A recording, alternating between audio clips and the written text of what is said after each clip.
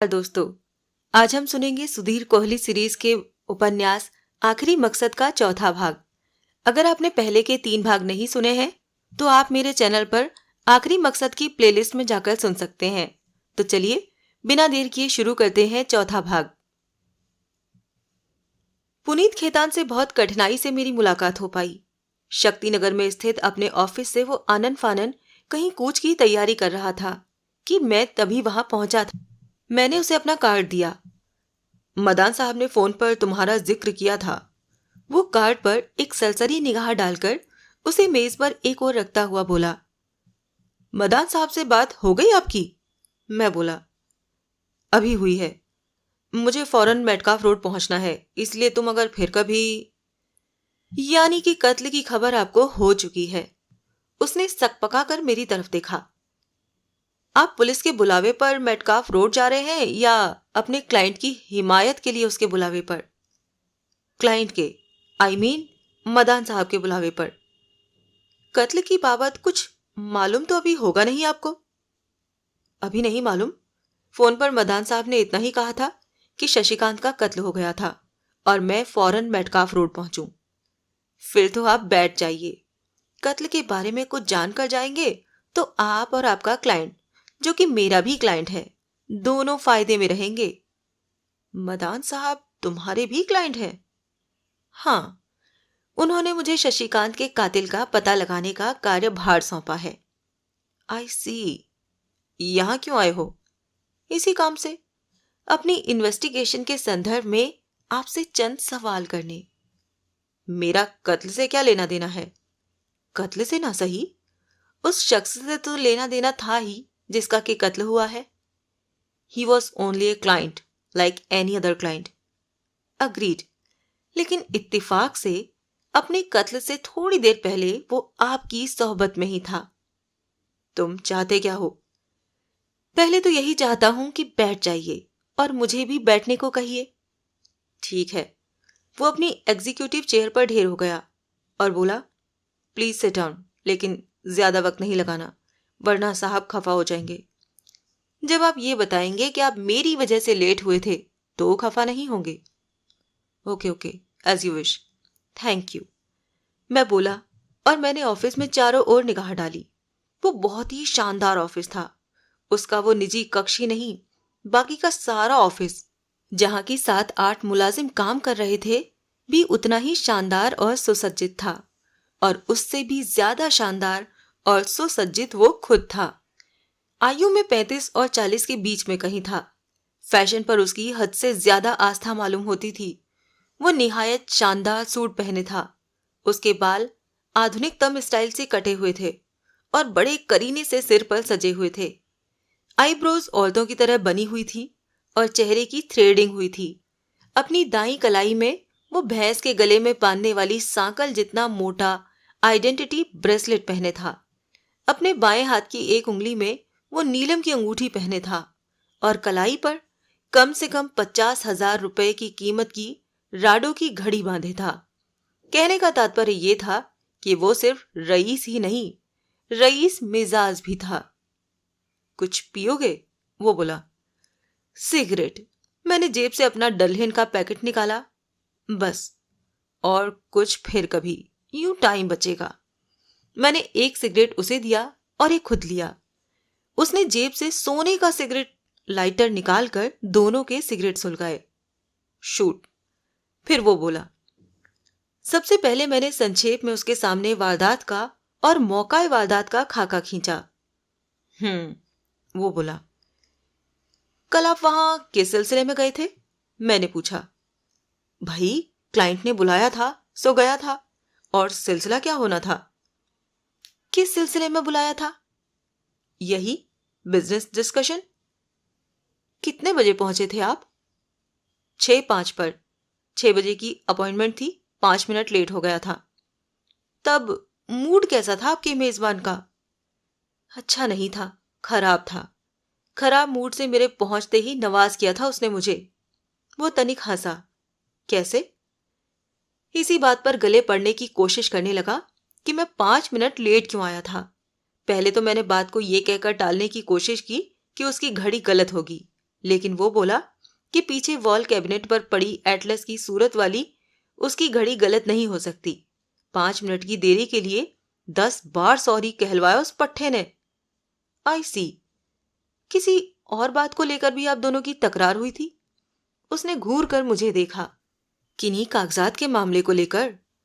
अपलक उसकी निगाह से निगाह मिलाए मैं बोला, तुम्हें कैसे मालूम? फिर उसने तत्काल ही जोड़ा, ओहो, तो उस लड़की से तुम्हारी बात हो चुकी है, उसी ने बताया होगा। किसने? उसकी self appointed housekeeper Sujata Mehra ने।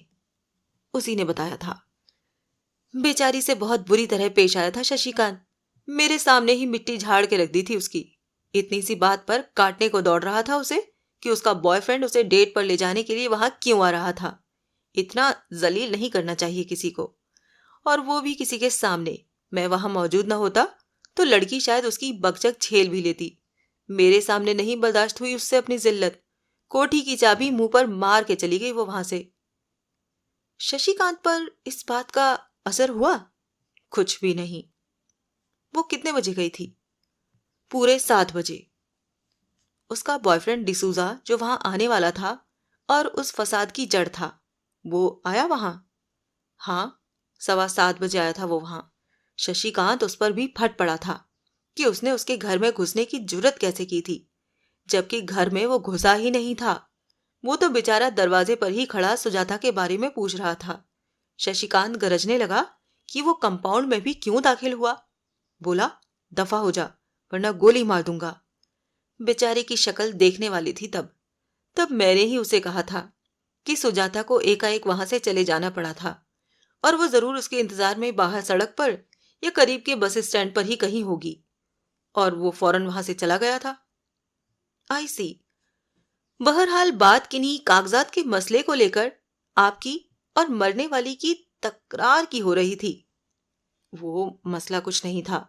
वो पहले से ही बेहद उखड़े हुए मूड में था, नहीं तो सवाल ही नहीं था तकरार का। थे क्या वो कागजात? उसकी राजेंद्रा प्लेस में जो नाइट क्लब है और जो आजकल बंद है, उसके खुलने के आसार दिखाई दे रहे हैं।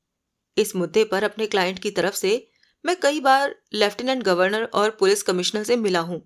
उम्मीद थी कि क्लब को कुछ दिनों में फिर से खोलने की इजाजत मिल जाने वाली थी। दोबारा क्लब खुलने से पहले शशिकांत उसकी रेनोवेशन कराना चाहता था और इस काम के लिए एक इंटीरियर डेकोरेटर की खिदमत हासिल की गई थी। किसकी? इंटीरियर डेकोरेटर की, आंतरिक साज सज्जा विशेषज्ञ की। कौन से इंटीरियर डेकोरेटर की? वो क्या है कि मेरे एक और क्लाइंट हैं, उनकी मिसेज शहर की फेमस इंटीरियर डेकोरेटर हैं, वो ही। सुधा माथुर। उसने हैरानी से मेरी ओर देखा। से यस और नो, मैं थोड़े से शुष्क स्वर में बोला। Dramatic effects later, you are in a hurry, remember? हाँ, वही। वो तनिक हकबकाया सा बोला। मिसेस सुधा माथुरी नाइट क्लब की रेनोवेशन का प्लान तैयार कर रही थीं। आगे? प्लान के स्केच वगैरह और प्रपोजल के सारे कागजात कल शशिकांत को दिखाए जाने का मेरा वादा था, लेकिन किन्हीं वजहात की वजह से कागज तैयार नहीं हो सके थे। एक आध दिन के अतिरिक्त देरी का मसला था, लेकिन वो देरी को यूं उछाल रहा था जैसे अगले रोज प्रलय आ जाने वाली थी। बात नाजायज थी, गैर जरूरी थी, इसीलिए मैं भी ताव खा गया था। नतीजतन पहले बात तकरार तक पहुंची और फिर तकरार झगड़े तक। उस घड़ी इतना अनरीजनेबल हो उठा था कि शशिकांत कहने लगा, कैलेंडर की तारीख बदलने से पहले अगर वो कागजात उस तक ना पहुंचे, जो कि नामुमकिन था, तो प्रपोजल को कैंसिल समझा जाए। यानी कि वो अगले रोज तक भी इंतजार करने को तैयार नहीं था। नहीं था। बाद में तो माहौल कुछ शांत भी हो गया था और मैंने उसे नए सिरे से समझाया था कि आज ही होने वाला काम वो नहीं था और उसे दरख्वास्त भी की थी, कम से कम 24 घंटे की मोहलत तो दे। लेकिन उसने तो ऐसी जिद पकड़ ली थी कि वो टस से मस नहीं हुआ। आखिरकार अपना सा मुंह लेकर मैं वहां से लौट आया। कितने बजे रुखसत हुए थे आप मकतूल की कोठी से? 8 बजने वाले थे। 10 एक मिनट रहे होंगे बाकी। यानी कि 7:50 पर। हाँ। वहां से कहाँ गए आप? Defence colony. वहां कहाँ? वहां अब्बा नाम का एक डिस्कोथेक है जहां के मैं तफरीह के लिए अक्सर जाता हूं। आई सी। मेटकाफ रोड से रवाना हुए तो सीधे वहीं पहुंचे आप? नहीं, सीधा तो नहीं पहुंचा। रुका तो था मैं रास्ते में एक जगह। कहाँ? दिल्ली गेट, पेट्रोल पंप पर। पेट्रोल पंप पर? पेट्रोल पंप तो आजकल 7 बजे बंद हो जाते हैं। हाँ, लेकिन ये सिलसिला अभी नया नया ही शुरू हुआ है ना, इसीलिए मुझसे अक्सर भूल हो जाती है। ऊपर से पंप के ऑफिस में रोशनी थी। मैंने सोचा पंप वाले कोई कनस्तरों में पेट्रोल रखकर बैठे रहते होंगे, ब्लैक में बेचते होंगे। इसी चक्कर में मैंने गाड़ी वहां ले जाकर खड़ी की थी। पेट्रोल बहुत कम था क्या आपकी गाड़ी में? नहीं, कम तो नहीं था, था गुजारे लायक। दरअसल पंप पर जाने की एक और वजह थी। और क्या वजह थी? मैं एक फोन कॉल करना चाहता था उसी पंप से, क्योंकि मैं रेगुलर पेट्रोल डलवाता हूँ, इसीलिए वहां लोग मुझे पहचानते हैं। तो फोन किसे करना चाहते थे आप? सुधा माथुर को। वो क्या है, शशिकांत से जो गर्मा गुरमी हुई थी वो मुझे परेशान कर रही थी। वो भले ही बहुत ही अनरीजनेबल हो उठा था, लेकिन मुझे ये भी नहीं भूलना चाहिए था कि कस्टमर इज ऑलवेज राइट। तब मुझे लगा था कि प्रपोजल कैंसिल न हो, इसके लिए मुझे कोई जुगाड़ करना चाहिए था। आखिर उसने आधी रात तक का वक्त तो दिया ही था। ऑन द रोड मुझे ये ख्याल आया था कि उस पेचीदा मसले पर मुझे सुधा माथुर से बात करनी चाहिए थी, जो कि आपने की, पंप से टेलीफोन करके। हाँ, मुझे उम्मीद थी कि जैसा शशिकांत मेरे से भड़का था वैसा शायद सुधा से न भड़कता। सुधा उससे बात करती तो शायद वो अपनी रात 12 बजे तक की डेडलाइन में कोई ढील दे देता या उसे खारिज ही कर देता। आई सी। मैंने सुधा से इस बाबत बात की तो उसने बताया कि वो उस प्रपोजल के कागजात को ऑफिस से घर ले आई थी और तब घर पर वो उसी प्रोजेक्ट पर काम कर रही थी, लेकिन कागजात मुकम्मल होने में अभी बहुत काम बाकी था। तब मैंने उससे प्रार्थना की थी कि वो आधे अधूरे कागजात लेकर ही शशिकांत को दिखाए। मैंने कहा कि शशिकांत को कौन सा पता लगने वाला था कि कागजात आधे अधूरे थे। उसने कबूल किया यूं अधूरे कागजात को लेकर शशिकांत की कोठी पर जाना। हाँ किया, थोड़ी टालमटोल की, लेकिन किया। वो गई वहां? जब हामी भरी थी तो गई ही होगी। आपने दरियाफ्त नहीं किया? मौका नहीं लगा। वो क्या है कि रात को 1-1:30 बजे घर पहुंचता हूँ, इसीलिए सुबह देर से सोकर उठता हूँ। यहाँ ऑफिस में दोपहर के बाद ही पहुंच पाता हूँ। आज आते ही काम में मसरूफ हो गया। फिर जब सुधा को फोन करने की फुर्सत लगी तो मदान का फोन आ गया और फिर अब कीजिए। क्या? सुधा को फोन? उसने फोन अपनी तरफ घसीटा और एक नंबर डायल किया। बिजी मिल रहा है। कुछ क्षण बाद वो बोला, जाने दीजिए। उसने फोन वापस क्रेडल पर रख दिया। सुधा से आपकी कितने बजे बात हुई थी? मैंने सवाल किया। भाई, अब घड़ी तो देखी नहीं थी मैंने। अंदाजन बताइए। अंदाजन? वो सोचने लगा। देखो, मेटकाफ रोड से दिल्ली गेट का कोई 10-12 मिनट का रास्ता है। 7:50 पर मैं शशिकांत की कोठी से निकला था। इस लिहाज से 8:05 और 8:10 के बीच मेरी बात हुई होगी सुधा से। पेट्रोल पंप से आप सीधे डिफेंस कॉलोनी गए? हाँ। अब्बा में कब पहुंचे? 8:30 बजे। यानी कि जिस वक्त मेटकाफ रोड पर शशिकांत का कत्ल हो रहा था, एन उस वक्त आप अब्बा में दाखिल हो रहे थे। कत्ल 8:30 बजे हुआ था? 8:28 पर। हालात का इशारा तो इसी तरफ है। बाकी आप वहां मौकाए वारदात पर जा ही रहे हैं। Oh yes. वो तत्काल उठ खड़ा हुआ। तो मैं चलूं? जरूर। मैं आपसे फिर मिलूंगा। Any time. You are most welcome. Thank you sir. Connaught Place में सुधा माथुर का ऑफिस सुपर बाजार के एन सामने की एक इमारत के ग्राउंड फ्लोर पर था। ऑफिस क्या था, इंटीरियर डेकोरेशन के आधुनिक कारोबार की दस्तावेज था।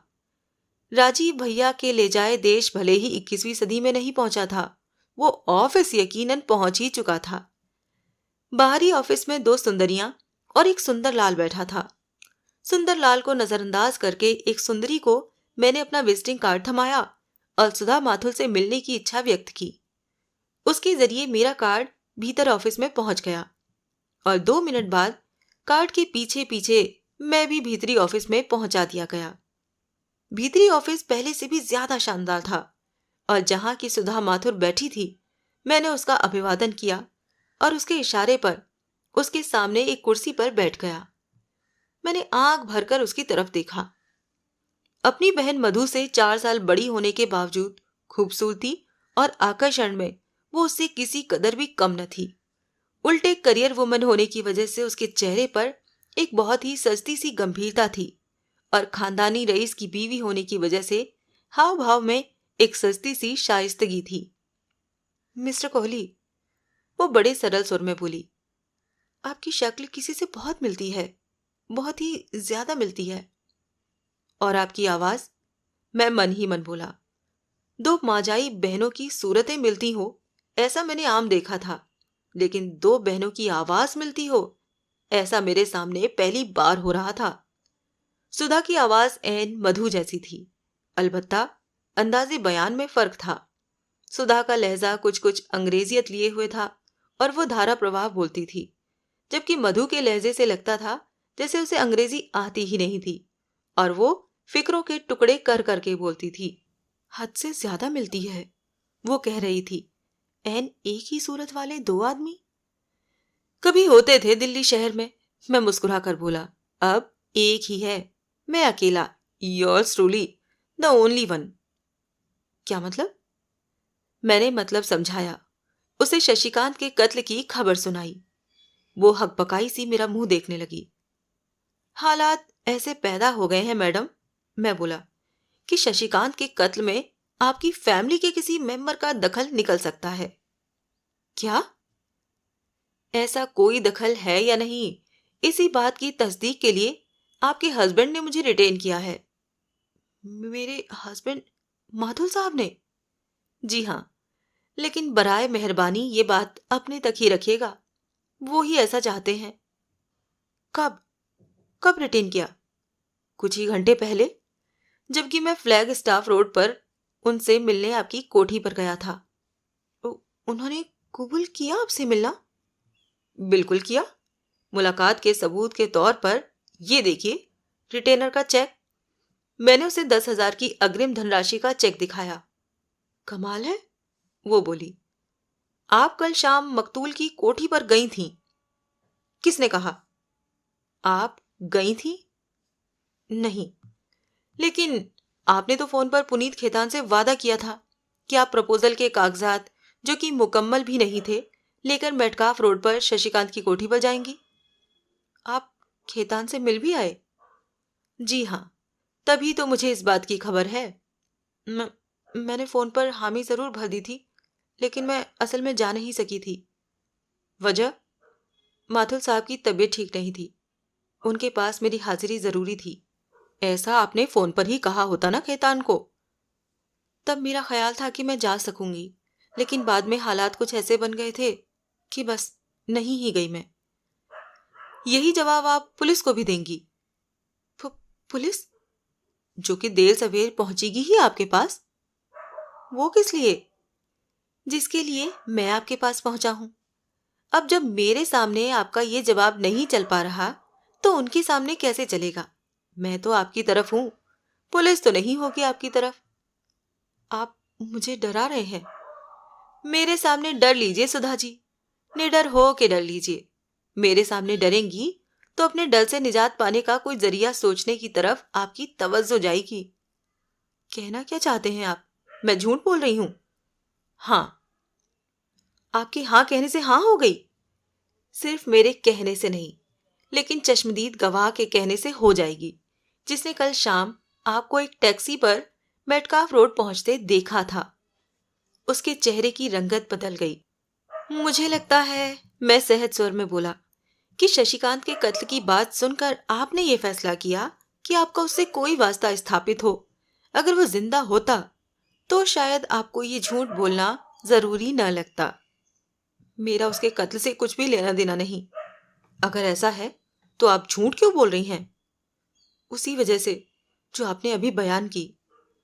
हकीकतन आप वहां गई थी। मिस्टर कोहली, जब आप हमारी फैमिली के लिए काम कर रहे हैं, तो क्या मैं ये उम्मीद रखूं कि मुझसे हासिल जानकारी का आप कोई बेजा इस्तेमाल नहीं करेंगे? आप उसे हमारे ही खिलाफ इस्तेमाल करने की कोई कोशिश नहीं करेंगे? बशर्ते कि वो जानकारी इतनी विस्फोटक न हो कि आप ये कहें कि आपने ही उसका कत्ल किया है। मैंने उसकी सूरत भी नहीं देखी। गई तो थी ना आप वहां। मेटकाफ रोड पर किसने देखा था मुझे? मैं केवल मुस्कुराया। छुपाना बेकार है मिस्टर कोहली, वो तनिक अप्रसन्न स्वर में बोली, क्योंकि जब एक जना दूसरे को देखता है तो दूसरा जना भी पहले को देखता है। यानी कि आपने भी पिंकी को वहां देखा था? हाँ, उसकी हेडलाइट्स मेरी आंखों को चौंधिया रही थी, लेकिन फिर भी मैंने उसे साफ पहचाना था। उसकी बड़ी पहचान तो उसकी लाल मारुति ही है, जिस पर उसके 100 तरह के स्टिकर लगाए हैं। ये बात नहीं सूझी थी उसे। वो अपनी हेडलाइट्स की हाई बीम को ही अपना खास प्रोटेक्शन समझ रही थी। वो खामोश रही। यानी कि आप कबूल करती हैं कि आप वहां गई थीं? उसने सहमति में सिर हिलाया। लेकिन टैक्सी में क्यों? अपनी प्रोटेक्शन के लिए। जी। रात के वक्त मैं आदमी के घर जाना नहीं चाहती थी। पुनीत खेतान की अपील पर मैं वहां जा रही थी। उस आदमी के शहर में जो रिप्यूट है उससे मैं ना वाकिफ नहीं, इसीलिए मैं अपने वाकिफकार टैक्सी ड्राइवर के साथ वहां गई थी। मैंने उसे रास्ते में ही समझा दिया था कि अगर मैं 5 मिनट में कोठी से ना निकलूं तो वो मुझे बुलाने के लिए निसंकोच भीतर आ जाए। उसने ऐसा किया? नौबत ही नहीं आई। मैं ही भीतर नहीं गई। अच्छा। हाँ, पहले तो मैं कंपाउंड में ही दाखिल नहीं हो रही थी। पहले तो मैंने बाहर सड़क से ही आयरन गेट के पहलू में लगी कॉलबेल बजाई थी। उसका कोई नतीजा सामने नहीं आया तो बहुत डरती झिझकती मैं भीतर दाखिल हुई थी। भीतर कोठी के प्रवेश द्वार पर ही घंटी थी। मैंने वो भी बजाई थी और दरवाजे को खुला पाकर उसे नाम लेकर भी पुकारा था, लेकिन नतीजा वही सिफर निकला था। आपने कोठी के भीतर कदम नहीं रखा था? बिल्कुल नहीं। भीतर तो अंधेरा था। मुझे तो उस तन्हा और अंधेरी जगह में दाखिल होने के ख्याल से ही दहशत हो रही थी। फिर क्या? एक आध मिनट और मैंने भीतर से किसी जवाब का इंतजार किया और फिर वापस लौट आई। कागजात का क्या हुआ? वो मैं वापस ले आई। वहां किसके सुपुर्द करके आती मैं उन्हें? ऐसे ही फेंक आती वहां? वो तो मुनासिब ना होता। एग्जैक्टली। जैसे पिंकी ने आपको वहां देखा था, वैसे ही क्या आपको भी वहां कोई जानी पहचानी सूरत दिखाई दी थी? उसने इनकार में सिर हिलाया। फिर से झूठ तो नहीं बोल रही? उसने फिर इनकार में सिर हिलाया। कुल कितनी देर थी वहां आप? 4-5 मिनट। 1-2 मिनट बाहर आयरन गेट पर और 1-2 मिनट भीतर कोठी के प्रवेश द्वार पर। पहुंची कब थी आप वहां? 8:30 के बाद ही किसी वक्त पहुंची थी। आपका वो वाकिफ कार टैक्सी ड्राइवर इस बात की तस्दीक करेगा कि आप कोठी के भीतर दाखिल नहीं हुई थी? वो हिचकिचाई। मैं अपलक उसकी ओर देखता रहा। वो वो बात यह है कि मैं टैक्सी से शशिकांत की कोठी से थोड़ा पहले ही उतरी थी। क्यों? मुझे उस कोठी की कोई वाकिफियत नहीं थी। सच पूछो तो मुझे उस इलाके की भी कोई जानकारी नहीं थी। इसी बाबत किसी से दरियाफ्त करने की नीयत से मैं टैक्सी से उतरी थी। तब मैंने पाया था कि जहां मैं खड़ी थी 10 नंबर कोठी उससे अगली ही थी। तब जरा से फासले के लिए मैंने टैक्सी में दोबारा बैठना जरूरी नहीं समझा। आप वो जरा सा फासला पैदल तय करके आयरन गेट के सामने पहुंची? हाँ। ड्राइवर टैक्सी लेकर आपके पीछे वहां तक नहीं आया? नहीं। उसने तब भी टैक्सी आयरन गेट तक पहुंचाने की कोशिश नहीं की जबकि आप भीतर गई थी? नहीं। कमाल है, जबकि उसे कोठी के भीतर चले आने की आपकी हिदायत थी। फौरन नहीं, 5 मिनट बाद। जाहिर है, फौरन का मतलब तो ये होता कि वो आपके साथ ही भीतर जाता। वो खामोश रही। बहरहाल वो टैक्सी ड्राइवर इस बात की तस्दीक नहीं कर सकता कि आप कोठी के मुख्य द्वार से ही वापस लौट आई थीं या भीतर भी गई थीं। नहीं, नहीं कर सकता। That's too bad. वाई? आप बड़ी आसानी से भीतर स्टडी में जाकर उसे शूट कर सकती थीं और फिर कह सकती थीं कि आपने तो कोठी में कदम ही नहीं रखा था, जैसा कि आप कह रही हैं। मैं क्या झूठ बोल रही हूं? वह तमक कर बोली। आप ही को मालूम होगा। वो कुछ क्षण अपलक मुझे देखती रही और फिर बोली, पिंकी भी तो वहां थी। वो क्या कहती है इस बारे में? वो कहती है कि जब वो भीतर दाखिल हुई थी तो उसने शशिकांत को अपनी स्टडी में मरा पड़ा पाया था। तो फिर मैं उसकी कातिल कैसे हो सकती हूँ? नहीं हो सकती, बशर्ते कि वो भी आप ही की तरह। क्या मेरी तरह? झूठ न बोल रही हो। वो क्यों झूठ बोलेगी? उसे तो शशिकांत या जिंदा मिला था या मुर्दा मिला था। अगर उसे मुर्दा मिला था तो वो कातिल कैसे हो सकती है? अगर उसे वो जिंदा मिला तो वो भला क्यों झूठ बोलकर जिंदा शख्स को मुर्दा बताएगी? कोई वजह तो दिखाई नहीं देती। मुर्दे को जिंदा बताती तो कुछ बात भी थी। मिस्टर कोहली, वो मुझे घूरते हुए बोली, आई डोंट अंडरस्टैंड यू। लगता है आप मुझे खामखा तपाने की कोशिश कर रहे हैं। आई एम सो सॉरी, मैं लाइन ही बदल देता हूं। पहले मिली तो हुई ही होंगी आप उससे, वरना आपको ये ना मालूम होता कि मैं उसका हमशक्ल हूं। सिर्फ एक बार खेतान ही उसे यहां मेरे ऑफिस में लाया था, क्लब की रेनोवेशन का प्रोजेक्ट डिस्कस करने के लिए। सिर्फ एक मुलाकात के सदके आपने ये जान लिया कि शहर में उसकी रेपुटेशन खराब थी। सिर्फ मुलाकात से नहीं जाना, कई सुनी सुनाई बातों को जाना, उसके नाइट क्लब के प्रोफेशन से जाना, इस बात से जाना कि वहां सरकारी तालाबंदी हुई थी, और वो एकाएक खामोश हो गई। और मैं अपलक उसे देखता हुआ बोला, उससे अपनी रिश्तेदारी की वजह से जाना। करीबी, आपकी सगी बहन का छोटा देवर जो था, वो दिल्ली के टॉप के अंडरवर्ल्ड बॉस का सगा भाई जो था, वो फिर तनिक बदहवास हुई। मेरी बहन की मर्जी पर मेरा क्या जोर? फिर वो सख्ती से बोली, वो किससे शादी करती है, मैं आप पर कोई ब्लेम नहीं लगा रहा। मैं सिर्फ ये कहने की कोशिश कर रहा हूं कि आप शशिकांत से महज इसीलिए ही वाकिफ नहीं थीं क्योंकि वो आपका ताजा ताजा क्लाइंट बना था। आप ज्यादा वाकिफ इसीलिए थीं क्योंकि वो आपका रिश्तेदार था। सरासर गलत। मुझे अपनी बहन के पति से उसकी इतनी करीबी रिश्तेदारी की कोई खबर नहीं थी। ऐसी किसी रिश्तेदारी की मुझे खबर होती तो क्या मैं आज तक उसे सिर्फ एक बार मिली होती, और वो भी एक क्लाइंट के तौर पर? सही फरमाया आपने। तो फिर इसका मतलब ये हुआ कि किसी और जरिए से, किसी और वजह से आप उसके काबिले एतराज कैरेक्टर से वाकिफ हैं। वो खामोश रही। मैडम, ये न भूलिए कि मैं आपके पति के लिए काम कर रहा हूं। आप मेरे सवाल का माकूल जवाब नहीं देंगी तो यही सवाल मैं आपसे माथुर साहब के सामने पूछूंगा। मुझे यकीन है कि तब आप खामोश नहीं रह पाएंगी। तब खामोश रहने की जरूरत ही कहां रह जाएगी। वो धीरे से बोली, जो बात माथुर साहब को भी मालूम है, उस बारे में मेरा खामोश रहना बेमानी होगा। So there you are. मैं बताती हूं। खाकसार सुन रहा है। ये शख्स शशिकांत कई दिनों से हमारे यहां फोन कर रहा था कि वो माथुर साहब से बात करना चाहता है। माथुर साहब यूं ऐरे गहरे लोगों से बात करते नहीं।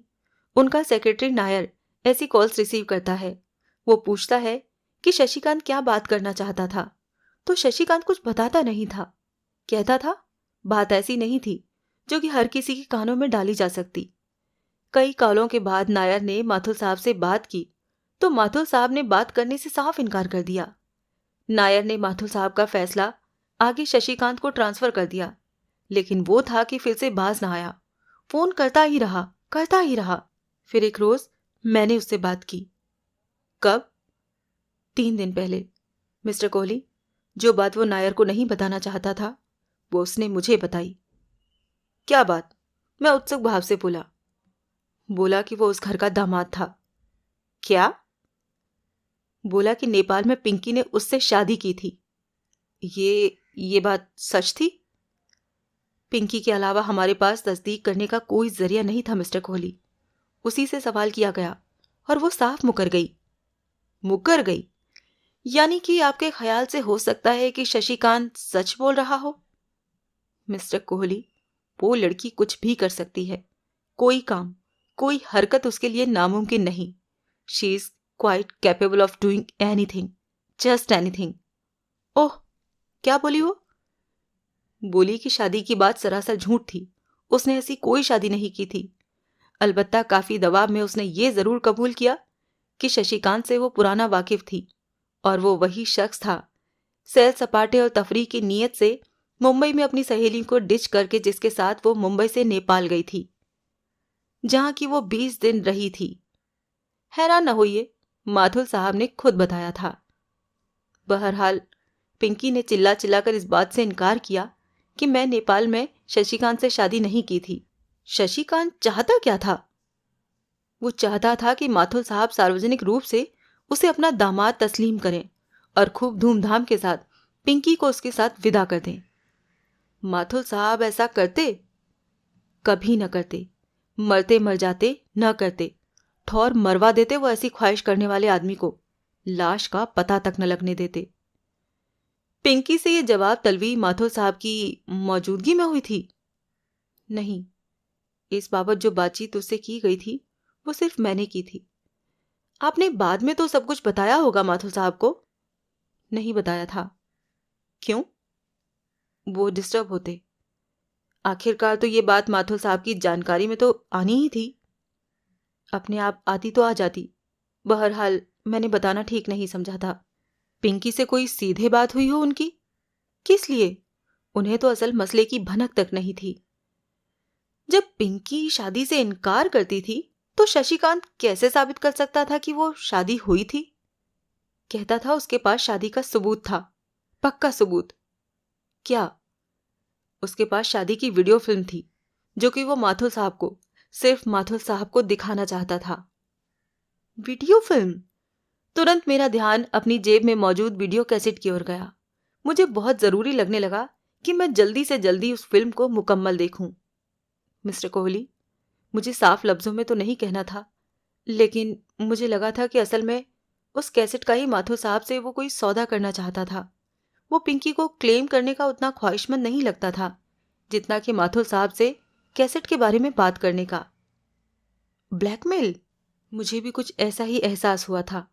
इस बाबत न सिर्फ वो माथुर साहब से बात करना चाहता था, जल्दी से जल्दी बात करना चाहता था, और बात करने की जल्दी भी पता नहीं क्यों से एकाएक हो गई थी। वजह मुझे मालूम है। अपनी जगह मेरी लाश छोड़कर वो हिंदुस्तान से कूच जो कर जाने वाला था। शशिकांत वीडियो कैसेट के जरिए अपना क्लेम साबित करने में कामयाब हो जाता तो आपकी क्या राय है? माथुर साहब उसकी ब्लैकमेलिंग की डिमांड के आगे झुक जाते? झुकना माथुर साहब के कैरेक्टर से मेल नहीं खाता। यानी कि वो अपनी बेटी को उसके हाल पर छोड़ देते? ऐसा तो वो हरगिज न करते। उन्हें पिंकी से बहुत प्यार है, दिलो जान से चाहते हैं वो पिंकी को। फिर कैसे बात बनती? क्या पता कैसे बनती, कुछ तो वो करते ही। माथुर साहब कल शाम घर पर थे? ये भी कोई पूछने की बात है? हमेशा होते हैं। हमेशा? मेरा मतलब है कि अपने हैंडीकैप की वजह से रेयरली ही वो कहीं जाते हैं। बहुत कम, बहुत ही कम। उनका ऐसे कहीं आना जाना नहीं होता। यूं जाते हैं तो कैसे जाते हैं? अपने आप या अकेले? नहीं, साथ मैं होती हूं या मनोज होता है। 2 ऑर्डरली होते हैं। कहीं अकेले कभी नहीं जाते? अकेले क्यों जाएंगे? जरूरत क्या है? जवाब दीजिए, जाते हैं या नहीं? नहीं। चाहे तो जा सकते हैं। जब कभी गए नहीं तो? चाहे तो। मैंने जिद की। क्या वो जा सकते हैं? नहीं। पक्की बात? हाँ। आपने अभी थोड़ी देर पहले बताया था कि कल शाम माथुर साहब की तबीयत ठीक नहीं थी। ये बात आपके बोले झूठ का ही हिस्सा थी या वाकई उनकी तबीयत ठीक नहीं थी? वाकई उनकी तबीयत ठीक नहीं थी। कल वो 8 बजे से पहले ही अपने बिस्तर पर चले गए थे। मैंने खुद उन्हें सिडेक्टिव दिया था ताकि वो आराम की नींद सो सकें। फिर उनके पास आपकी हाजिरी की तो क्या ही जरूरत रह गई होगी? जाहिर है। फिर तो उन्हें इस बात की खबर नहीं लगी होगी कि आप कल शाम को घर से बाहर गई थी? हाँ। अब क्योंकि आप खुद घर से बाहर थीं, इसीलिए आपको क्या खबर लगी होगी कि वो पीछे घर पर ही थे या कहीं चले गए थे? Don't talk nonsense. वो सिडेक्टिव के असर में थे। वो आपने अपनी आंखों से उन्हें गोली खाते देखा था। अपनी आंखों से उन्हें गोली हाथ से मुंह में रखते देखा था। इतना ध्यान कौन करता है? मैंने तो उन्हें गोली थमाई थी, पानी का ग्लास दिया था और फिर बेडरूम की फालतू बत्तियां बुझाने लगी और खिड़कियों के पर्दे ठीक करने लगी थी। यानी कि वो चाहते तो गोली खाए बिना गोली खाली होने का नाटक कर सकते थे। लेकिन उन्हें जरूरत क्या थी वैसा करने की? उन्हें सेडेटिव आपने खेतान की फोन कॉल आने से पहले दिया था या बाद में? बाद में। उन्हें खेतान की फोन कॉल की खबर लगी होगी। घंटी तो जरूर सुनी होगी, आखिर बगल का ही तो कमरा है उनका। कॉल से निपटते ही आप उन्हें सेडेटिव देने पहुंच गई? हाँ। उन्होंने पूछा था कॉल किसकी थी? नहीं। वो आप पर शक करते हैं? हर उम्रदराज हस्बैंड अपनी नौजवान बीवी पर शक करता है, लेकिन अगर आप ये समझते हैं कि माथुर साहब सेडेटिव की गोली ना खाकर पहले नींद का बहाना करने लगे होंगे और फिर मेरे कोठी से निकलने के बाद व्हील चेयर पर सवार होकर मेरे पीछे लग गए होंगे, तो जरूर आपका दिमाग खराब है। कोठी से निकलने के बाद मैं अपनी ही झोंक में बोलता रहा, आपको अपने वाकिफ कार ड्राइवर वाली टैक्सी तलाश करने में कितना टाइम लगा था? मेरी उम्मीद से बहुत ज्यादा, पूरे 10 मिनट, बल्कि उससे भी ज्यादा। फ्लैग स्टाफ रोड से मेटकाफ रोड का फासला तो कुछ खास नहीं है। 5 मिनट में टैक्सी पहुंच गई होगी वहां रात के वक्त। हाँ। पहुंची आप 8:30 के बाद वहां। Mister Kohli, for God sake come clean, क्या कहना चाहते हो? यही कि माथुर साहब के पास मेटकाफ रोड जाकर लौट आने के लिए बहुतेरा वक्त था। ब्रेवो, वो हंसते हुए बोली, माथुर साहब तो मिल्खा सिंह है ना। वो लपक कर वहां पहुंचे, वहां शशिकांत पर गोलियां बरसाईं और लपक कर वापस लौट आए। Fine detective you are mister Kohli. मैं मुस्कुराता रहा। अभी आप खुद कह रहे हैं कि मरने वाले पर जो 6 गोलियां चलाई गई थीं, उनमें से सिर्फ एक उसको लगी थी और बाकी 5 इधर उधर छिटक गई थीं। मिस्टर कोहली, वो गोलियां अगर मिस्टर माथुर ने चलाई होती तो 6 की 6 मरने वाले की छाती में धंसी पाई गई होती। बिल्कुल ठीक फरमा रही हैं आप।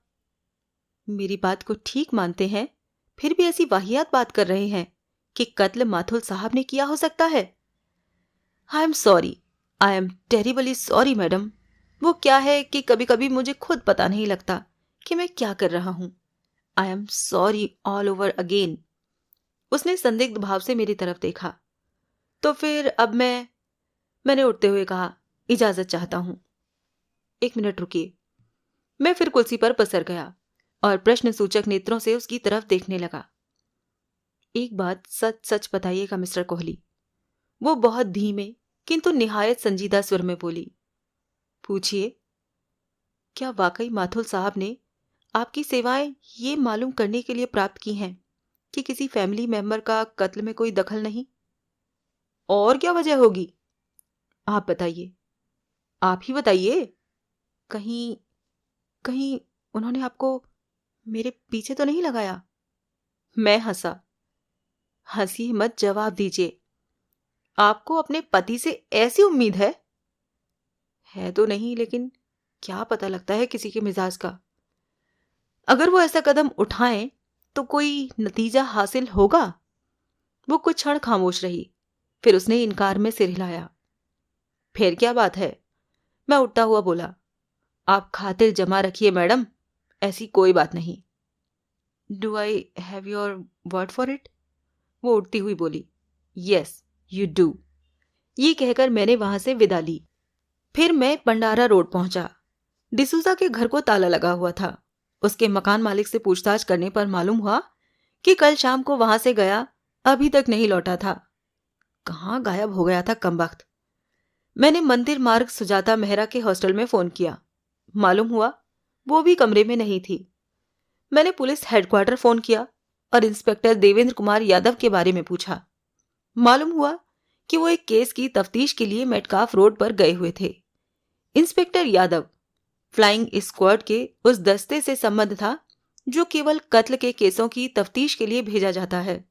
वो अभी भी मेटकाफ रोड पर था, तो जाहिर था कि मदान भी अभी वहीं था।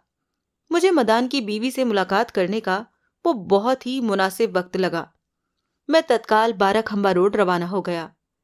मदान के पेंट हाउस अपार्टमेंट के मुख्य द्वार के झरोखे में से पहले की तरह हिरनी जैसी एक जोड़ी आंखों ने मेरा मुआयना किया। मदान साहब घर पर नहीं हैं। मेरे मुंह खोल पाने से पहले मुझे दरवाजे के पार से मधु का स्वर सुनाई दिया। बहुत अच्छी खबर है। क्या? मैं उनसे मिलने नहीं आया, इसीलिए ऐसे वक्त पर आया हूं, जबकि मुझे जानकारी थी कि वो घर पर नहीं होंगे। तो और किससे मिलने आए हो? सोचो, कोई 50 जने तो रहते नहीं इस अपार्टमेंट में। तुम मुझसे मिलने आए हो?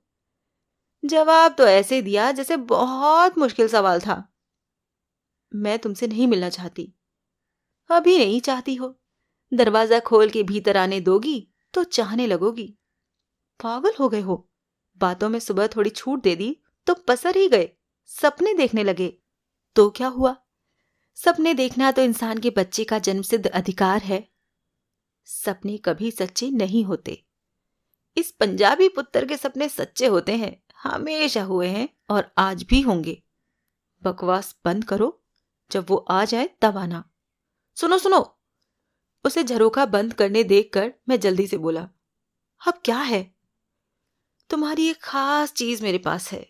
अगर तुम चाहती हो कि वो चीज मैं मदान के सामने तुम्हें सौंपूं, तो ठीक है, मैं उसकी मौजूदगी में आ जाऊंगा। ऐसी क्या चीज है? मैंने जेब से हीरा निकाला और अपने दाएं हाथ की पहली उंगली और अंगूठे में थमाकर उसे झरोके के सामने किया। ये क्या है? वही जो दिखाई दे रहा है। मुझे क्यों दिखा रहे हो? तुम्हारी चीज तुम्हें न दिखाऊं तो किसे दिखाऊं? मेरी चीज? ये तुम्हारे टॉप से निकला हुआ हीरा है। तुम्हें नहीं मालूम कि यह कहाँ गिरा था? मालूम होता तो उठा लाती, लेकिन मुझे मालूम है कि यह कहाँ गिरा था। कहाँ गिरा था? शशिकांत की कोठी के कंपाउंड में। इस पर क्या मेरा नाम लिखा है? सारी बातचीत यूं झरोके के आर पार से ही होगी क्या?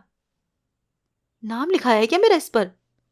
नाम तो नहीं लिखा, लेकिन मैं कनाट प्लेस के मेहरा सन से, जहां के तुम्हारा पति तुम्हारे टॉप्स सुबह देकर आया था, इस बात की तस्दीक करके आया हूं कि यह हीरा ऐन बाकी हीरों जैसा है जो कि तुम्हारे टॉप्स में जुड़े हुए हैं। ज्वेलर्स अपनी कारीगरी को बखूबी पहचानते हैं। उन्होंने इस हीरो को देखते ही कह दिया था कि ये तुम्हारे ही टॉप्स का निकला हुआ हीरा था और ये तुम्हें शशिकांत की कोठी के कंपाउंड में पड़ा मिला था। हाँ, जहां कि तुम्हारा पति भी मेरे साथ गया था। तुम अपने आप को खुशकिस्मत समझो कि हीरे पर मेरी निगाह पड़ी, उसकी नहीं। उसकी पड़ती तो क्या होता? मुझे भीतर आने दो, बताता हूं। तो क्या होता? तो उसे मालूम हो जाता कि कल तुम शशिकांत की कोठी पर गई थी। इस पर क्या कल की तारीख पड़ी हुई है? स्वीट हार्ट, ये जो फैंसी बातें तुम कर रही हो, ये मुझे सुनाने के लिए ठीक हैं।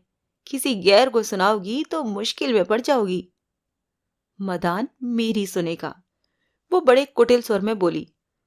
उसे अपने आगोश में लेकर और उसका सिर अपने सीने से लगाकर जब मैं उसे कहूंगी, तुम मेरे पर लार टपका रहे हो और मुझे हासिल करने के लिए यूं मुझ पर दबाव डाल रहे हो कि तुमने हीरा यहीं ड्राइंग रूम से आज सुबह तब उठाया था जब तुम यहाँ आए थे, और अब कह रहे हो कि हीरा शशिकांत की कोठी के कंपाउंड में पड़ा मिला था, तो वो मेरी बात मानेगा, न कि तुम्हारी। जाने मन, तुम्हारा पति इकलौता इंसान है, लेकिन पुलिस के महकमे में मुलाजिम सैकड़ों की तादाद में है। किस किस को आगोश में लोगी? किस किस का सिर अपने सीने से लगाओगी यूं अपनी बात समझाने के लिए? तुम पुलिस के पास जाओगे? मैं मेटकाफ रोड जाऊंगा और चुपचाप हीरा कंपाउंड में वहीं डाल दूंगा जहां से कि मैंने इसे उठाया था। फिर जब ये पुलिस के हाथ लग जाएगा तो बड़ी मासूमियत से मैं ये इशारा कर दूंगा कि इसकी मालकिन तुम हो। उसके बाद पुलिस ही तुम्हें बताएगी कि इस पर तुम्हारा नाम लिखा हुआ है या कल की तारीख पड़ी हुई है। तब तक के लिए जय हिंद। ठहरो। मैं ठिठका।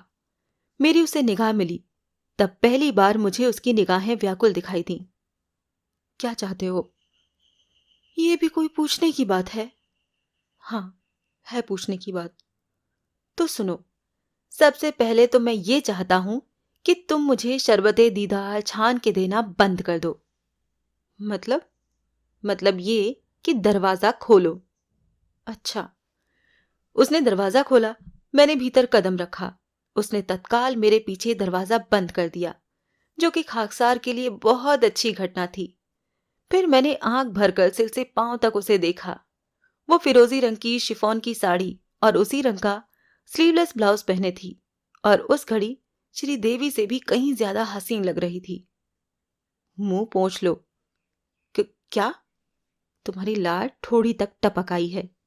अच्छा, वो तो अभी घुटनों तक टपकेगी, टखनों तक टपकेगी। 56 व्यंजनों से सजी थाली सामने देखकर भूखे का यही हाल होता है। भूखे हो? वो कुटिल स्वर में बोली। हाँ, प्यासा भी। हीरा मुझे दो। जरूर, आया ही लेन देन के लिए हूं। क्या मतलब? मैं अभी समझाता हूं। मैंने उसे अपनी बाहों में भर लिया। उसने मुझे परे धकेलने की कोशिश की तो मैंने उसे और कस के दबोच लिया। फिर उसने अपना शरीर मेरे आलिंगन में ढीला छोड़ दिया और मेरे कान में फुसफुसाई। वो आ जाएगा। नहीं आएगा। इतनी जल्दी उसकी मेटकाफ रोड से खल्लासी नहीं होने वाली। पक्की बात है? हाँ। तो फिर भीतर चलो।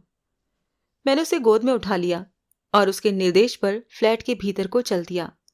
भीतर एक ड्राइंग रूम से भी ज्यादा सजा हुआ बेडरूम था, जहां विशाल डबल बेड के करीब पहुंचकर मैंने उसे उसके पैरों पर खड़ा किया और फिर उसके होठों पर अपने होठ रख दिए। तत्काल वांछित प्रतिक्रिया पेश हुई। वो लता की तरह मुझसे लिपट गई। कुछ क्षण बाद मैं उसके नहीं, वो मेरे होंठ चूस रही थी। फिर अपना निचला होंठ मैंने उसके तीखे दांतों के बीच महसूस किया। फिर एकाएक मुझे लगा जैसे बिच्छू ने काट खाया हो। मैंने उसे जोर से अपने से परे धकेला और अपने निचले होंठ को एक उंगली से छुआ। मुझे अपनी उंगली पर खून की एक मोटी बूंद दिखाई दी। मेरे धक्के से वो पलंग पर जाकर गिरी थी और खिलखिलाकर हंस रही थी। मैंने कहर बरपाती निगाहों से उसकी तरफ देखा। घूर क्यों रहे हो? जानते नहीं, जहां शहद होता है वहां डंक भी होता है। जरूर तुम्हारा पूरा नाम मधुमक्खी होगा। यही समझ लो। शहद चाटने के लिए डंक खाना जरूरी है। डंक तो मैं खा चुका, तो शहद भी चाट लो। ज़हनसीब। मैं बाज की तरह उस पर झपटा। फिर अगला आधा घंटा वहां वो द्वंद्व युद्ध हुआ जिसमें जीत हमेशा औरत की होती है। बाहर जाओ।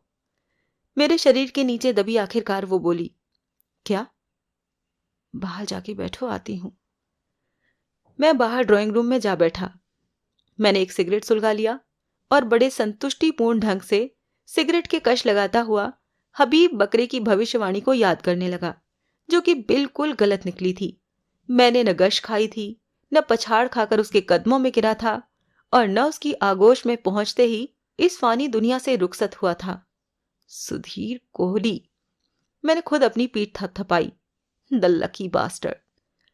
मेरा सिगरेट खत्म होने तक वो वहां पहुंची। उसने साड़ी बदल ली थी, बाल संवार लिए थे और चेहरे पर नया मेकअप लगा लिया था। वो करीब आकर मेरे सामने बैठ गई। लाओ। उसने मेरी तरफ हाथ बढ़ाया। मैंने बिना हुज्जत किए जेब से हीरा निकालकर उसकी हथेली पर रख दिया। उसने मुट्ठी बंद करके हाथ वापस खींचने की कोशिश की तो मैंने उसकी मुट्ठी थाम ली। अभी तुमने ये बताना है कि हीरा मेटकाफ रोड पहुंचा कैसे? उसने सहमति में सिर हिलाया और मैंने उसका हाथ छोड़ दिया। अब ये बताओ कि कब गई थी तुम वहां? या ठहरो, पहले ये बताओ कि क्यों गई थी। वजह ज्यादा अहम है। भयानक भी बहुत है। वो धीरे से बोली। मैं सुन रहा हूं। वो तो मुझे दिखाई दे रहा है, लेकिन साथ ही ये भी दिखाई दे रहा है कि जो सुनोगे उसे मेरे ही खिलाफ इस्तेमाल करने की कोशिश जरूर करोगे। हरगिज नहीं। अभी हीरे को मेरे खिलाफ इस्तेमाल करके नहीं हटे हो। पहले बात और थी।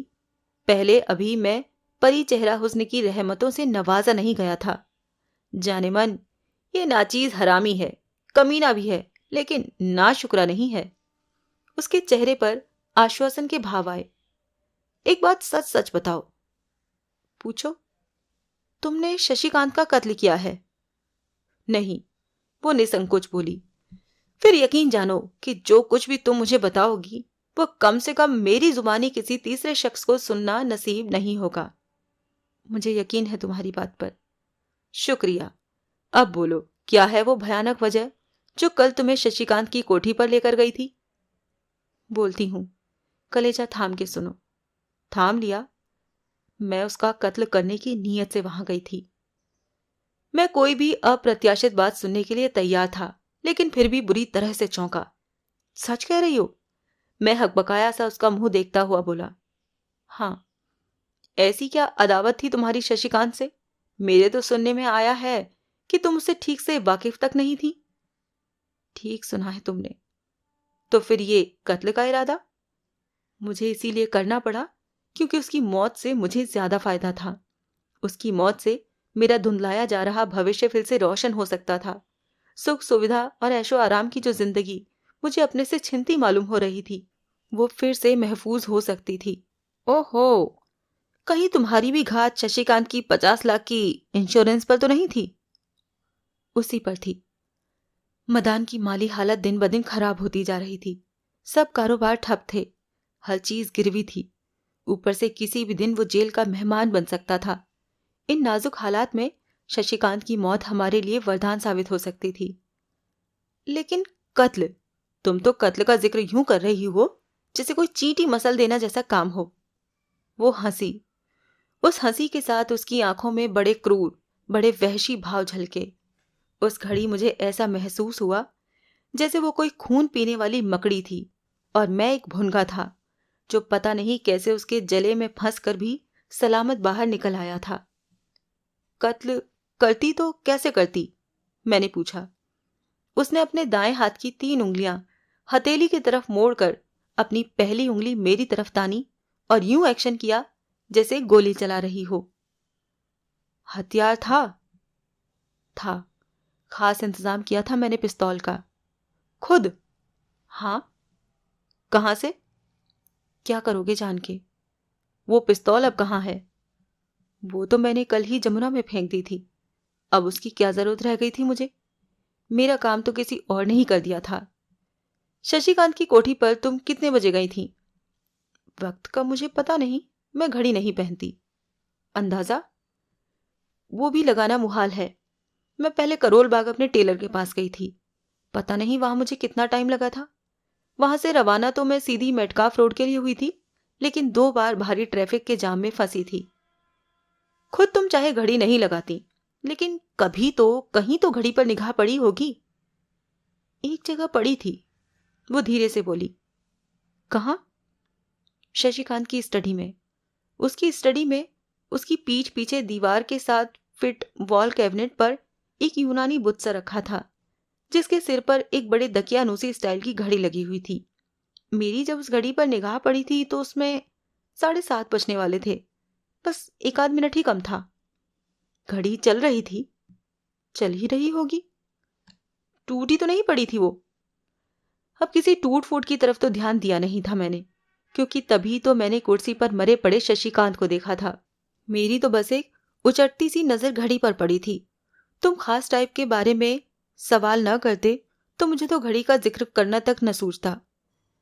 शशिकांत तब कुर्सी पर मड़ा पड़ा था? हाँ। कमरे में रोशनी थी? नहीं, मैंने जाकर की थी। कैसे?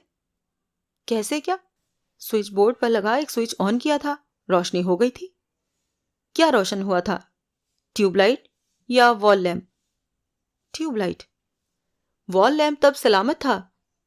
मुझे क्या पता। मुझे तो ये ही नहीं पता कि वहां कोई वॉल लैंप भी था। मेज पर कोई अस्त व्यस्तता नोट की हो, जैसे कोई होल्डर कलमदान में अपनी जगह न हो या टूटा पड़ा हो। मेरा ध्यान उधर नहीं गया था।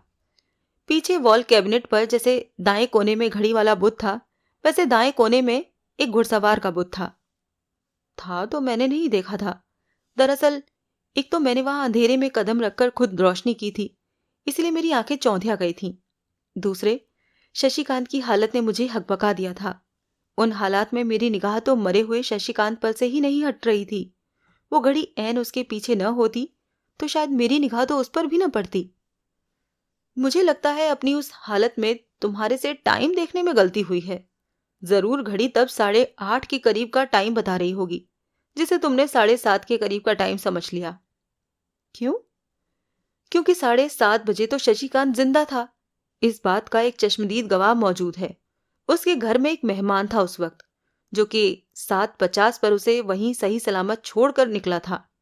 मौका वारदात के हालात बताते हैं कि कत्ल 8:28 पर हुआ था। एक गोली तो वक्त दर्शाती घड़ी को भी लगी थी, जो कि उसी टाइम रुक गई थी। तुमने जरूर ये ही वक्त देखा था, जिसे तुम 7:28 का वक्त समझ बैठी हो। वो मेरी बात को सोचने लगी। क्या नहीं हो सकता ऐसा? हो सकता है। जब तुम वहां पहुंची थी तो बाहर कंपाउंड में रोशनी थी? हाँ। ड्राइंग रूम में? वहां भी थी। काफी? या किसी कोने खुदरे में रखे छोटे मोटे टेबल लैंप की? काफी। ट्यूबलाइट की रोशनी थी वहां। तुमने भीतर दाखिल होते वक्त बाराहली जो आयरन गेट पर है या भीतर जो कोठी के प्रवेश द्वार पर है कोई घंटी बजाई थी? नहीं। क्यों? दोनों दरवाजे खुले जो थे। आवाज तो लगाई होगी भीतर पहुंचने के बाद। नाम लेकर तो पुकारा होगा शशिकांत को। नहीं। वो भी नहीं? नहीं। तुम भूल रहे हो कि वहां मैं उसका हालचाल जानने के लिए नहीं, उसका कत्ल करने के लिए गई थी। मेरा मकसद उस तक पहुंचना था। ऐसा मैं चुपचाप कर पाती तो वो मेरे लिए फायदे की बात होती। मुझे तो वो जहां दिखाई देता मैं बस उसे शूट कर देती। वो घर में अकेला न होता तो? वो अकेला ही होता था। मैंने मालूम किया था चुपचाप। इत्तेफाक से उस वक्त उसके साथ घर में कोई मेहमान होता तो? जवाब में वो बड़े कुटिल भाव से होंठ बिचकाकर हंसी। ओ माय गॉड, तुम उसे भी शूट कर देती? इस बार हंसी के साथ साथ मुझे एक नागिन जैसी फुफकार भी सुनाई दी। आखिर ऐसे ही तो औरत को डेडलियर देन दी मेल नहीं कहा गया। फिर क्या? मैं वहां से फौरन वापस लौट पड़ी। वापसी में तुमने स्टडी की या ड्राइंग रूम की या कंपाउंड की कोई बत्ती बुझाई? नहीं। वहां पहुंचते वक्त या लौटते वक्त तुम्हें सड़क पर कोई जाना पहचाना बंदा या बंदी मिली? नहीं। उसका वो जवाब सच झूठ के नपने से नापने लायक था। उसने अपनी बहन सुधा को या पिंकी माथुर को वहां आता जाता देखा हो सकता था। पिंकी की खातिर नहीं तो अपनी बहन की खातिर तो वो इस बात को यकीनन झूठ बोल सकती थी। आज सुबह जब तुम यहां पहुंचे थे तो यकीन जानो मुझे हार्ट अटैक होते होते बचा था। तुमने समझा होगा कि मुर्दा जिंदा हो गया। हाँ, तब तुम मेरी सूरत देख पाते तो यही समझते कि मैंने भूत देख लिया था। सूरत कैसे देख पाता? वो तुम्हारे उस फैंसी झरोके में से मेजबान की सिर्फ आंखें जो दिखलाई देती हैं आने वाले को।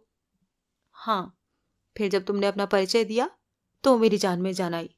फिर मुझे ये भी सूझा कि तुम्हारी मूछें नहीं थी। हेयर स्टाइल में भी फर्क है। अब दिखाई दे रहा है वो तो। तब तुम्हारे हेयर स्टाइल की तरफ मेरा ध्यान ही नहीं गया था। अब मेरी छक्के छुड़ा देने वाली बात तुमने मुझसे सुनाई, वैसे ही एक मुझसे भी सुनो। क्या? तुम शशिकांत का कत्ल करती तो ये गुनाह बेलज्जत वाला काम होता। क्यों?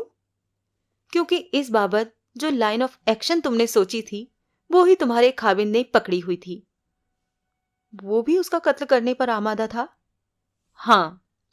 नहीं हो सकता। क्यों? वो अपने सगे भाई के कत्ल का ख्याल ही नहीं कर सकता था, इसीलिए तो ये नामुराद कदम मुझे उठाना पड़ रहा था। तुम्हारी सोच में दो नुक्स हैं। क्या? एक तो ये कि उसका शशिकांत का कत्ल करने का कोई इरादा नहीं था, लेकिन अभी तो तुमने कहा कि वो कत्ल मेरा करता और जाहिर करता कि शशिकांत मर गया था। मेरे शशिकांत का हमशक्ल होने का वो ये फायदा उठाना चाहता था। ओह, मैं तो तकदीर से ही बच गया, वरना ये बली का बकरा अपने क्लाइंट की अप्सरा जैसी बीवी के मरमरी जिस्म का भोग लगाए बिना ही जहन्नुम मसीद हो गया होता। अब तो भोग लग चुका। उसने बहुत नशीली आंखों से मुझे देखा। अब तो जन्नत नशीन हो गए ना? हो भी चुका। वहीं तो विचर रहा हूं इस वक्त। मेरा तो नश्वर शरीर ही इस वक्त तुम्हारे साथ मौजूद है, आत्मा तो कब की। बातें मत बनाओ और बोलो, दूसरा नुक्स क्या है मेरी सोच में? शशिकांत तुम्हारे पति का भाई नहीं, शशिकांत तुम्हारे पति का कुछ भी नहीं लगता। उसके चेहरे पर हैरानी के बड़े सच्चे भाव आए। तुम्हें किसने कहा? खुद तुम्हारे पति ने। कमाल है, क्या किस्सा है भाई, साफ बताओ। मैंने उस बाबत जो कुछ मदान ने कहा था दोहरा दिया। हद हो गई। सारी बात सुन चुकने के बाद वो बोली, यानी कि मैं तो बाल बाल बची खून से अपने हाथ रंगने से? मदान भी। तुम्हें यकीन है कि खून मदान ने नहीं किया? लगता है तुम्हें यकीन नहीं है। वो मुझे पट्टी पढ़ा रहा था कि पूछे जाने पर मैं यही कहूं कि कल शाम से वो घर पर ही था। मैंने ही उसे ऐसा कहने की राय दी थी, लेकिन तब मुझे ये नहीं सूझा था कि उस पट्टी को पढ़ने में तुम्हारा भी फायदा है। मेरा क्या फायदा है? मुझे तो उल्टे सफेद झूठ बोलना पड़ेगा कि वाह मेरी भोली बेगम। क्या हुआ? अरे, तुम उसकी यूं गवाह बनी तो वो भी तुम्हारा गवाह न बना? तुम्हारे ये कहने से कि वो कल शाम से घर पर था, क्या अपने आप ही स्थगित नहीं हो गया कि तुम भी कल शाम घर पर ही थी? ऐसी गवाही की जितनी उसे जरूरत है, उससे कहीं ज्यादा तुम्हें जरूरत है।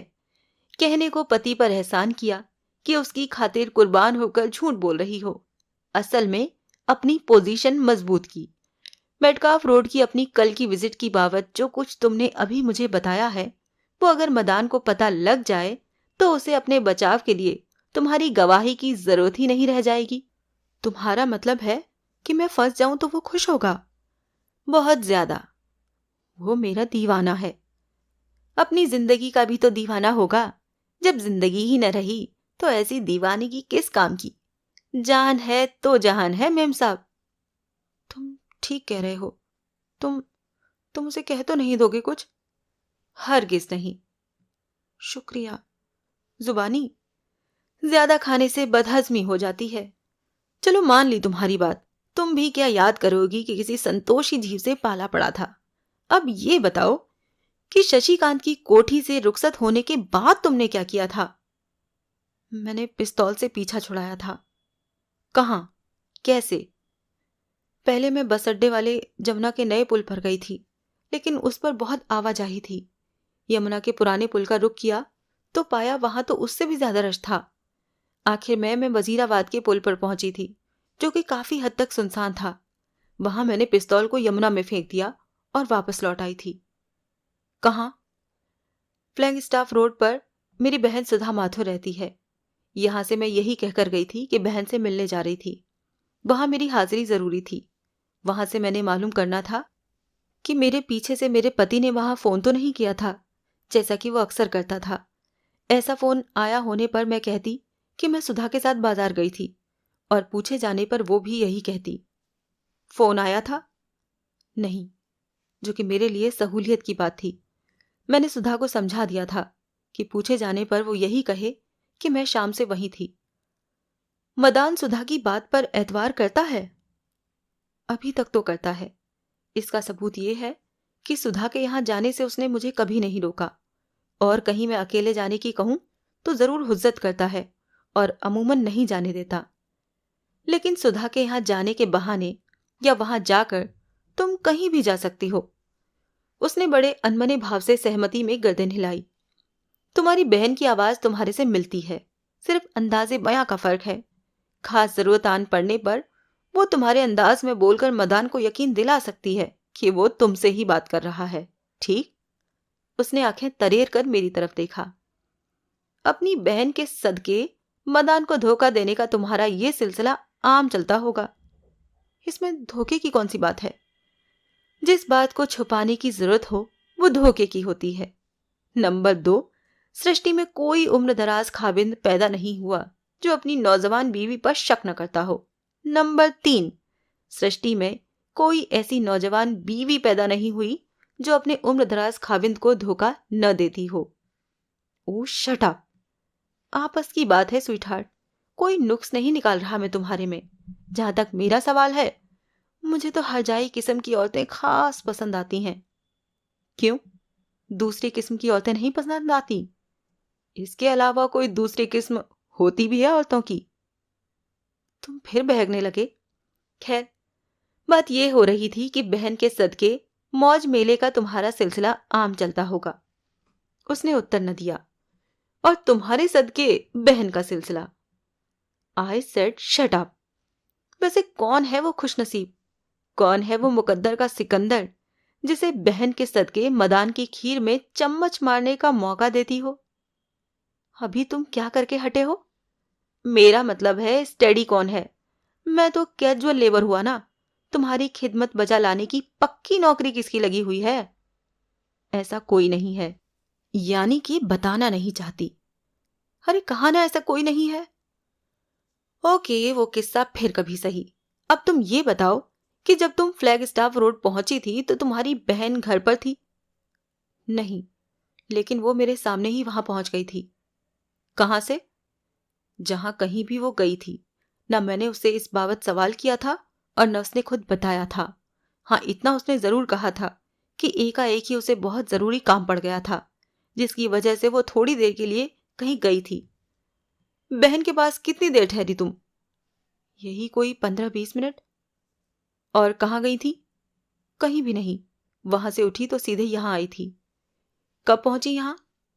मुझे टाइम का कोई अंदाजा नहीं। मदान कहता है तुम 9:30 बजे लौटी थी।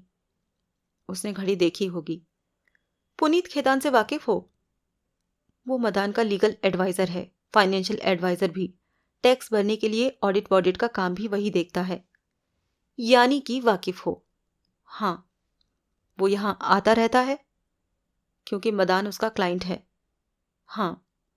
बस इसी वजह से तुम्हारी उससे वाकफियत है? और क्या वजह होगी? तुम बताओ। और कोई वजह नहीं है। यानी कि मदान से शादी के बाद ही तुम्हारी पुनीत खेतान से वाकफियत हुई? जाहिर है। फिर तो, मैं बड़े सहज स्वर में बोला, जरूर वो लड़की तुम्हारी हमनाम और हमशक्ल होगी जो इसी पुनीत खेतान के ऑफिस में टाइपिस्ट हुआ करती थी। वो सक पकाई। कोई बड़ी बात नहीं, हो जाते हैं ऐसे इत्तेफाक। आखिर मैं भी तो शशिकांत का हमशक्ल, अलबत्ता हमनाम नहीं हूं। मिस्टर, ये तुम क्या? अब 1 लाख रुपए का सवाल, सोच के जवाब देना। हो सके तो सच्चा जवाब देना, न हो सके तो भी चलेगा, पहले की तरह। पहले की तरह? हाँ, झूठ बोलने का तुम्हें पूरा अख्तियार है। मैं भला खामखा क्यों झूठ बोलूंगी? हाँ भाई, ये भी एक गहरी रिसर्च का मुद्दा है। क्या पूछना चाहते हो? 1 लाख रुपए का सवाल। वो तो हुआ, लेकिन सवाल क्या है? इंश्योरेंस की जानकारी तुम्हें कैसे मिली? क्या मतलब? मैं शशिकांत के 50 लाख रुपए के बीमे की बात कर रहा हूं। उस बीमे की बाबत मदान से मेरी बात हुई थी। उसने कहा था कि उस बीमे के बारे में उसके, शशिकांत के, बीमा कंपनी के और उसके वकील पुनीत खेतान के अलावा और कोई नहीं जानता था। तुम्हारे बारे में मैंने मदान से खास तौर से सवाल किया था। जवाब मिला था कि तुम्हें इंश्योरेंस के बारे में कुछ नहीं मालूम। अब बोलो कि कैसे है तुम्हें इंश्योरेंस की जानकारी? उसने उत्तर न दिया। वो निगाहें चुराने लगी। जवाब जल्दी दो, वरना गब्बर आ जाएगा। कौन? तुम्हारा हस्बैंड मदान। तभी कॉल बेल बजी। लो, मैं असहाय भाव से कंधे झटकाता हुआ बोला, शैतान को याद करो और शैतान हाजिर। वो उठकर दरवाजे के पास पहुंची। वहां पहले उसने दरवाजे का झरोका खोलकर बाहर झांका और फिर दरवाजा खोल दिया। आगंतुक पुनीत खेतान था। मैं फैसला न कर सका कि फ्लैट में उसका कदम पहले पड़ा था या मधु की नंगी कमर में उसका हाथ पहले पड़ा था। उसके मुंह से हेलो माय लव पहले निकला। वो यकीनन अभी उसे आलिंगनबद्ध भी करता, लेकिन मधु उसे छिटक कर परे हट गई और अपनी तरफ से बड़े गोपनीय ढंग से मेरी तरफ इशारा करने लगी। खेतान सक पकाया। उसकी निगाह मेरी तरफ उठी। ओ हेलो। फिर वो जबरन मुस्कुराता हुआ बोला, हेलो। मैं उठता हुआ बोला, बड़ी जल्दी दोबारा मुलाकात हो गई खेतान साहब। साफ जाहिर हो रहा था कि वो मधु के वहां अकेले होने की अपेक्षा कर रहा था। मदान को वो जरूर कहीं पीछे ऐसी जगह छोड़कर आया था जहां से उसके जल्दी न लौट पाने की उसे गारंटी थी, मसलन मौकाए वारदात पर या पुलिस स्टेशन या ऐसी ही किसी जगह। वो बखूबी जानता था कि मदान की गैर हाजिरी में वहां और कोई नहीं होता था। तुम यहां कैसे? वो बोला। वैसे ही, जैसे आप। क्या? अपने क्लाइंट से मिलने आया था। आप भी अपने क्लाइंट से ही मिलने आए होंगे क्या? ओ हाँ, जाहिर है। जी हाँ, मैंने एक नकली जमाई ली। बिल्कुल जाहिर है। बहरहाल, आप बैठकर मदान साहब का इंतजार कीजिए, बंदा चला। बैठो, मैं भी अभी साथ चलता हूँ। नहीं नहीं, आप तो अभी पहुंचे हैं। मैं बहुत देर का आया हुआ हूं, और फिर मेरी खातिर तो हो चुकी है। मैं फिर कभी आऊंगा। उसका सिर स्वयं वे भी सहमति में हिला। और मधु जी? मैं मधु की तरफ घूमकर इंतहाई मीठे स्वर में बोला, जो ₹1,00,000 का सवाल अभी मैं आपसे पूछ रहा था, उसके जवाब पर बराए मेहरबानी अब सिर न धुनिएगा। मुझे अपने सवाल का जवाब मिल गया। और फिर मधु के कुछ बोल पाने से पहले ही मैं वहां से कूच कर गया। लॉबी से मैंने मंदिर मार्ग फोन किया। सुजाता मेहरा हॉस्टल में मौजूद थी। मालूम हुआ कि बस वो वहां पहुंची ही थी। मैंने उससे दरख्वास्त की कि वो वहीं रहे। मैं तुरंत मंदिर के लिए रवाना हो रहा था। होटल से निकलकर मैं मंदिर मार्ग के लिए एक ऑटो में सवार हो गया। अपनी कार मुझे सुबह से ही याद आ रही थी, लेकिन उसे लाने के लिए ग्रेटर कैलाश जा पाने लायक फुर्सत मुझे सुबह से मिल ही नहीं रही थी।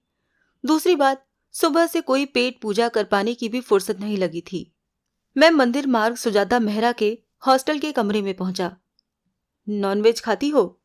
जाते ही मैंने पहला सवाल किया। हाँ, वो तनिक हड़बड़ा कर बोली। क्यों?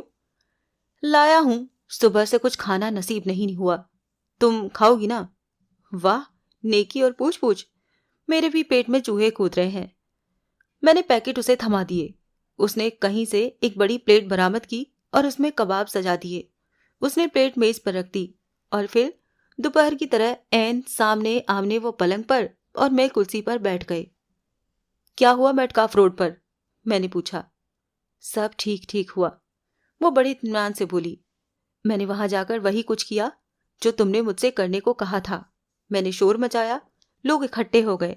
फिर एक पड़ोसी ने ही पुलिस को फोन किया। सुधीर, पुलिस ने मेरे ऊपर जरा भी शक नहीं किया।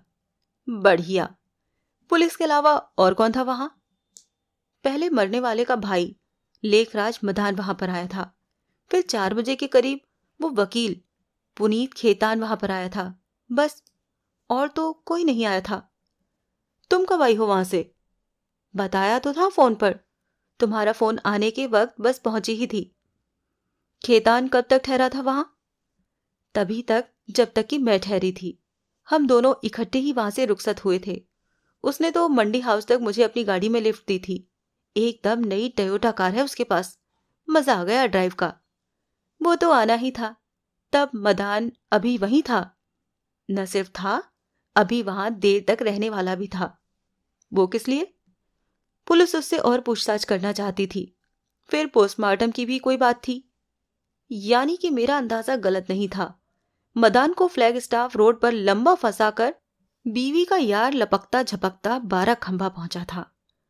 कल रात की कोई और बात याद आई तुम्हें? मैंने पूछा। हाँ, याद आई तो है एक बात। क्या? कल शाम 4 बजे मुझे शशिकांत की एक फोन कॉल सुनने का इत्तेफाक हुआ था। अच्छा? हाँ, उस वक्त अपनी स्टडी में था और मैं पिछले बेडरूम में थी। वहां कोठी में एक ही टेलीफोन कनेक्शन है जिसके 3-4 जगह पैरेलल फोन हैं। मैंने एक सहेली को फोन करने के लिए फोन उठाया था तो पाया कि फोन पर पहले ही बातचीत हो रही थी। यूं बातचीत बीच में सुनने की मेरी कोई नीयत नहीं थी। मैंने तो यूं ही थोड़ी देर रिसीवर कान पर लगे रखा था और यूं। आई अंडरस्टैंड, हो जाता है ऐसा। मेरे साथ भी कई बार हुआ है। तो क्या सुना तुमने? फोन पर शशिकांत किसी माथुर नाम के आदमी से बात कर रहा था। दोनों में किसी बात पर तकरार हो रही थी। दूसरी ओर से बोलने वाला माथुर नाम का वो आदमी बहुत भड़क रहा था। आपे से बाहर हुआ जा रहा था। शशिकांत फोन पर उसे शांति बरतने को कह रहा था और उसे राय दे रहा था कि फोन पर गरजने बरसने की जगह वो शाम 8:30 बजे उसके घर पर आकर उससे बात करे। जवाब में उसने गरज कर कहा था कि अगर उसे उसके घर आना पड़ा तो उसे बात करने नहीं, उसे शूट करने आएगा। एन यही कहा था उसने? शब्द अलग हो सकते हैं लेकिन ऐसे ही कहा था।